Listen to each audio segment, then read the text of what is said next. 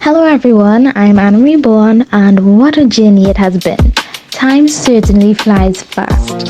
Firstly, let me just give you a little background again and reiterate this project's goal before we begin. I'm a mass communication student at the College of Science, Technology and Applied Arts of Trinidad and Tobago, also known as COSTAT, and this initiative was part of a project I did this semester for my social media communication course. We were required to use social media to achieve a certain professional, academic, or personal goal. So this project was to be the start of creating a personal portfolio in regards to poetry, photography, and journalism. It is also a goal of mine that whatever I produce should be a reflection of myself and hopefully positively impact others in some way. On this YouTube channel, I filmed many interviews with a twist, and I also used Instagram to explore the photography and poetry aspect. I updated both social media platforms weekly to be consistent, and also the nature of the posts were a bit heavy in terms of the amount of time it took to create a poem and then to edit it along with the interview videos. So let us first discuss the Instagram content. The account I created was called Lyrical.tt, and I showcased my poems and photography there. I also included the link to my YouTube channel in the Instagram bio to make the transition to YouTube easier and to increase the coverage. I would place the poem stanzas and the pictures I took, and the poem would correlate with the pictures to sort of provide a visual representation. I also interchanged with posting reels along with regular posts. With the reels, it would be a mini video filmed by me to also help set the atmosphere and pace of the poem, and relevant music was added to each post to heighten this effect as well. I would then use my voice to perform the poem.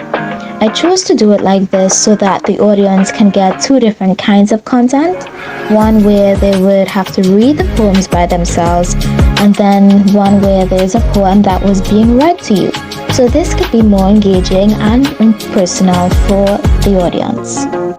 I provided a mini caption at the bottom of each post to add an explanation of the poem along with a short reflection. I also included captions in the reels so that the audience can follow along with what I said.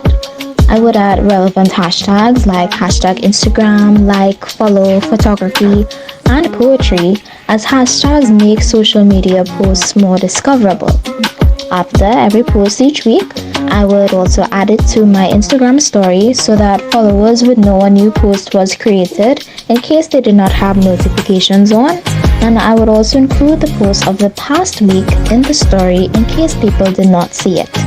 Now my YouTube channel handle is also Lyrical Lenses, and I have 18 subscribers, 11 videos, and about 579 views in total.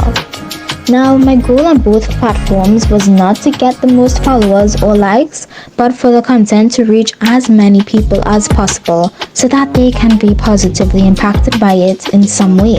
I chose to post the interviews on YouTube because people may be more inclined to watch longer videos on this platform, as Instagram users may just want to consume quick content. I also included a mini caption with the videos as well as hashtags to increase visibility. So for the interviews, I chose for it to not be more so in the traditional sense where someone is sitting in front of a camera and you ask them questions, as more people may be more encouraged to watch something that resembles a short movie and have that visual and auditory stimulation still intact. I chose the titles of college life, sports, and beauty to portray different walks of life that may be relatable for others. I'm deeply fond of interviewing people because I love getting a glimpse into someone else's life. Everyone holds stories of adventures that you can relate to or never heard about, and that is what makes it captivating. You can learn so much from these stories, be inspired, and motivated. So how I approached every interview is that I would create relevant questions based on the theme. Over 20 questions will be asked and recorded in the form of an audio, which would then be compiled to add a voiceover to each video. I would also create a storyboard for the shoot, which was a step-by-step shot log of what each shot would be like to tell a story. The voiceover would also match with what is being seen on screen. For each video interview I had resulted in well over 60 videos to edit, which would usually take a few days to create. The background music I added would be instrumentals of some of the favorite songs of the interviewees, since I wanted that to also reflect their personality in another way, and I wanted the YouTube videos to also fall within a certain time frame, which was basically not less than 1 minute and not more than 5 minutes. The camera shoot did not fully come out how I expected, as they strayed a bit from the storyline, but still came out better with the same idea. I added captions of videos so that people could follow along. YouTube itself has caption options for videos, but most times they are inaccurate. Most importantly, I also added captions so that those who are hearing impaired would also be able to interact with the videos.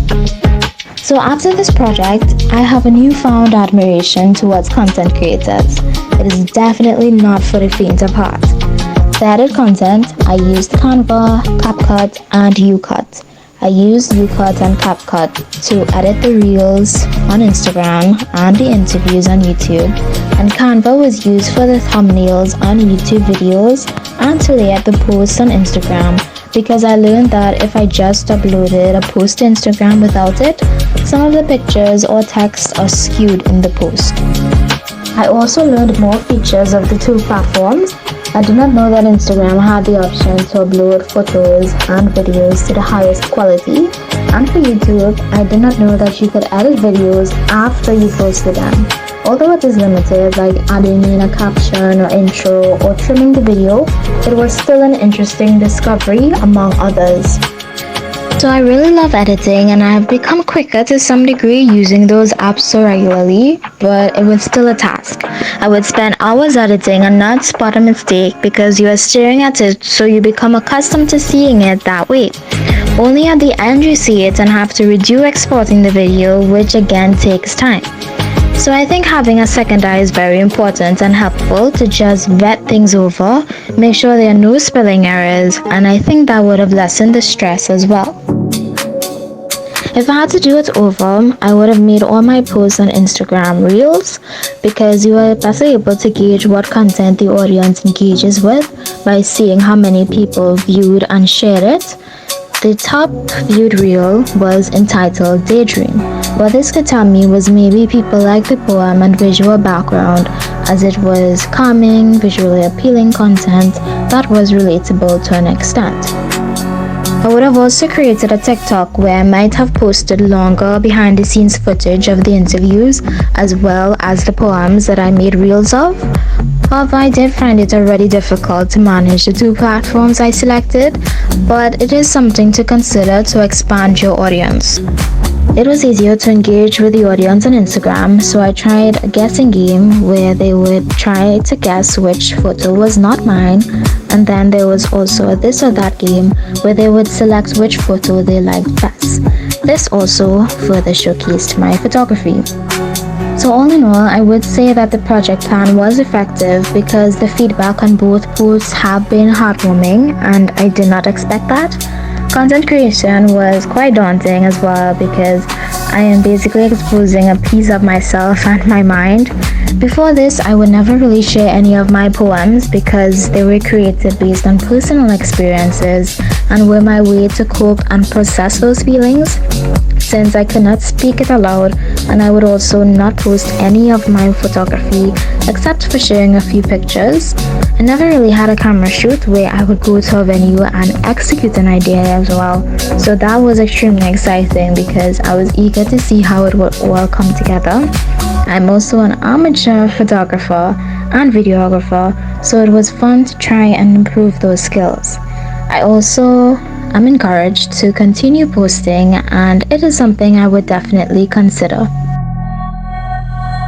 For collaborations, I reached out to Celine Smart, the creator of the Bedroom Digest, who was a graphic designer, because I really loved the idea of her project, which was illustrating people's bedrooms.